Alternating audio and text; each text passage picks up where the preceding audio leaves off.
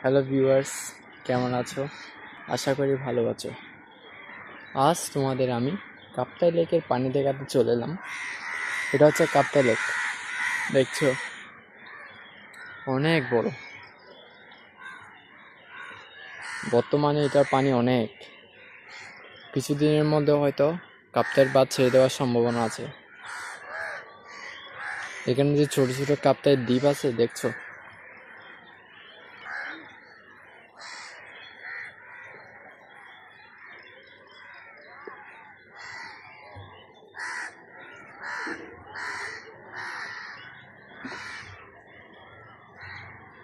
পুরো প্রায় সব ডুবুডুবু অবস্থা।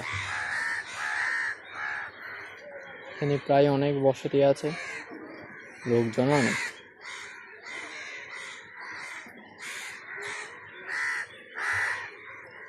যখন লেকের পানি ছাড়বে, তা বাঁধ যখন ছাড়বে তখন প্রায় অনেক মাছ পাবে, কারণ এতদিন কাপ্তাই লেক বন্ধ ছিল, সব জেলেরা বাড়ি চলে গেছে।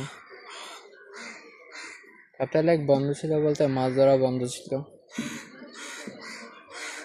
প্রায় 3 মাসের জন্য মাছ ধরা বন্ধ করে এখন প্রায় 3 মাসের কাছাকাছি হয়ে গেছে।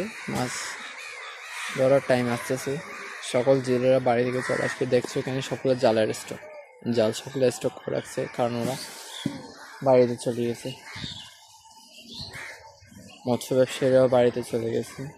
এখন যখন লেক ছাড়বে তখন মৎস্য ব্যবসায়ী সবাই চলে আসবে, জেলেরা সবাই চলে আসবে মাছ ধরবে। এখন তো চারিদিকে পুকুর বা বড় বড় মাছের প্রজেক্ট ডুবে গেছে, সেখান থেকে মাছ চলে আসছে। অনেক লস হয়েছে, কারো লস হয়েছে, কারো লাভ হয়েছে বলে না, কারোর পৌষ মাস, কারোর সর্বনাশ।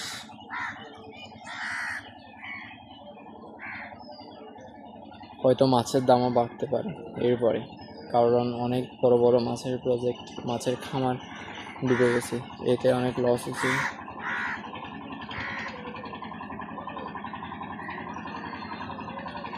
এখানে অনেক পানি, এখানে একটা মাঠ ছিল যেখানে সবাই খেলা খেলতে, সেটাও ডুবে গেছে। বর্তমানে বন্যা পরিস্থিতি অনেক খারাপ, অনেক খারাপ। আজকে একটু বৃষ্টিটা কমছে, নাহলে এতদিন অনেক বৃষ্টি ছিল।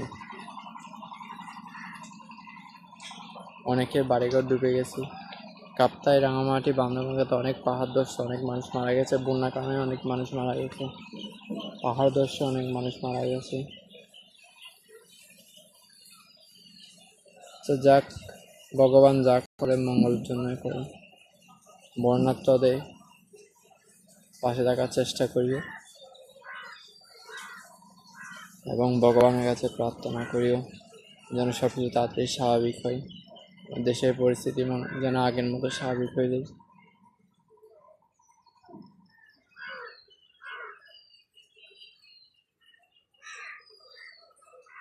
টাটা, বাই বাই, আর পরে দেখা হবে আবার। যদি ভিডিওটি ভালো লেগে থাকে লাইক এবং কমেন্ট করে দিও এবং বন্যার্তদের সাহায্য সহযোগিতা করিও। আজকের জন্য এটুকুই, বাই বাই।